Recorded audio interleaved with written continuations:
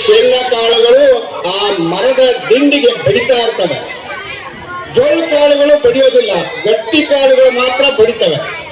ನಂತರ ಜರಡಿಗೆ ಹಾಕ್ತಾರೆ, ಯಾರು ತಾಯಂದ್ರು ಜರಡಿಗೆ ಹಾಕಿದಾಗ ಜೋಳ ಕಾಳುಗಳು ಕೆಳಗೆ ಪುಷಕ್ ಅಂತ ಬೀಳ್ತವೆ.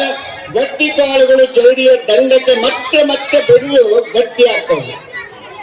ಮೂರನೇ ಸರಿ ಬಡಿಸ್ಕೊಂತವೆ. ಎಲ್ಲಿ ಅಂದ್ರೆ ಹೊಲದಲ್ಲಿ ಶೆಡ್ಡಿಯಲ್ಲಿ ಹಾಕೋ ಹೊತ್ತಾಗ ಅಲ್ಲಿ ಗಳಗಳಗಳ ಸೌಂಡ್ ಬರುತ್ತೆ ಬೀಜಗಳನ್ನು ಬಿಡುವಾಗ, ಅಲ್ಲಿ ಸತನು ಬಡಿಸ್ಕೊಂತವೆ. ಒಂದು ಬೀಜ 3 ಸಾರಿ ಬಡಿಸ್ಕೊಂಡ್ರು ಸಹ ಆ ಬೀಜ ಕೊಟ್ಟಿದ್ದು 100 ಬೀಜಗಳನ್ನ 4 ತಿಂಗಳ ಅವಧಿಯಲ್ಲಿ. ಹಾಗಾಗಿ ನಮ್ಮ ಸರ್ಕಾರಿ ಶಾಲೆಯಲ್ಲಿ ಓದ್ತಕ್ಕಂತ ಮಕ್ಕಳು ಈ ಗಟ್ಟಿ ಬೀಜಗಳು ಅಂದ್ರೆ ಈ ಶೆಟ್ಟಿಯಲ್ಲಿ ಎಷ್ಟು ಸಾರಿ ಪೆಟ್ಟುಗಳನ್ನ ತಿಳ್ಕೊಳ್ತಾರಲ್ಲ ಅಷ್ಟು ಗಟ್ಟಿ ಆಗ್ತದೆ. ಆದ್ರೆ ಖಾಸಗಿ ಶಾಲೆಯಲ್ಲಿ ಅಯ್ಯೋ ಪುಟ್ಟ ಬಿಟ್ಟ ಏಳು ಅಂತ ಎಬ್ಬಿಸ್ತವೆ. ಆದ್ರೆ ನಮ್ಮ ಸರ್ಕಾರಿ ಶಾಲೆಯ ಮಕ್ಕಳು ಯಾರು ಎಬ್ಸಕ್ ಬರೋದಿಲ್ಲ, ಅವ್ರಿಗೆ ಗಟ್ಟಿತನ ಬರುತ್ತೆ. ಸೊ ಇಂತಹ ಗಟ್ಟಿ ಬೀಜಗಳನ್ನ ತಯಾರು ಮಾಡುವಂತಹ ಈ ಸರ್ಕಾರಿ ಶಾಲೆಗಳಲ್ಲಿ ನೀವು ತಕ್ಷಣವೇ ನಿಮ್ಮ ಮಕ್ಕಳು ಬುದ್ಧಿವಂತರು ದಡ್ರು ಅಂತ ತೀರ್ಮಾನಕ್ಕೆ ಬರಬೇಡಿ. ಅದಕ್ಕೆ ನಾನೇ ಒಂದು ಉದಾಹರಣೆ.